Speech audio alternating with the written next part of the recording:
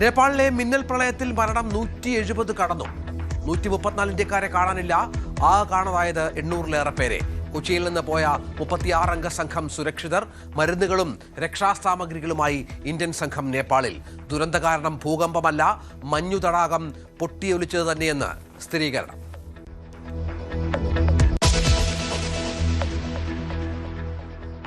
രക്ഷാപ്രവർത്തനത്തിന് മുന്നിട്ടിറങ്ങി ഇന്ത്യ. ഇന്ത്യക്കാരെ കണ്ടെത്തി രക്ഷപ്പെടുത്താൻ നിതാന്ത ജാഗ്രത പുലർത്തി കാഠ്മണ്ഡുവിലെ എംബസി. ആശ്വാസ സാമഗ്രികൾ അയച്ച് ലോകരാജ്യങ്ങൾ. അമേരിക്ക $5 ലക്ഷം സഹായം പ്രഖ്യാപിച്ചു. ദുരന്ത നിവാരണ ഉപദേഷ്ടാവിനെ അയക്കും.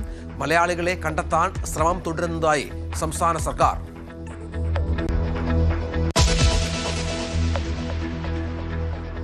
മുസ്തഫ ഖമേനി മരിച്ചുവെന്ന് വിശ്വസിക്കുന്നില്ലെന്ന് US പ്രസിഡന്റ്. ഗുരുതരമായി പരിക്കേറ്റ ഖമേനി ജീവനോടെ ഉണ്ടെന്നും ട്രംപ്.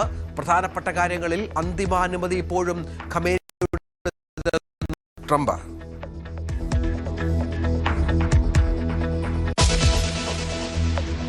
പ്രതിപക്ഷ ഉപനേതാവിനായി ഓണത്തല്ല്. CPIക്കെതിരെ ഫേസ്ബുക്കിൽ തുറന്നടിച്ച് CPM നേതാവ് CN മോഹനൻ. CPI ആവശ്യം കീഴ്വഴക്കം ലംഘിച്ചെന്ന് വിമർശനം. സ്വന്തമായി 500 വോട്ടുള്ള മണ്ഡലം CPIക്കുണ്ടോ എന്നും ചോദ്യം.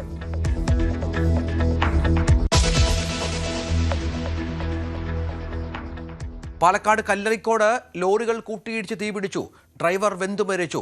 ദാരുണാന്ത്യം. ശ്രീകൃഷ്ണപുരം സ്വദേശി നസറുദ്ദീന്. അപകടമുണ്ടായത് ദേശീയപാതയിൽ കാഞ്ഞിക്കുളത്ത്.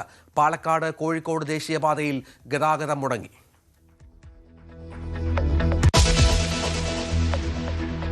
മുൻ additional chief secretary PH Kurian അന്ത്യാഞ്ജലി. അന്ത്യം ഇന്നലെ വൈകിട്ട്. സംസ്കാരം ശനിയാഴ്ച കോട്ടയം പാമ്പാടിയിൽ.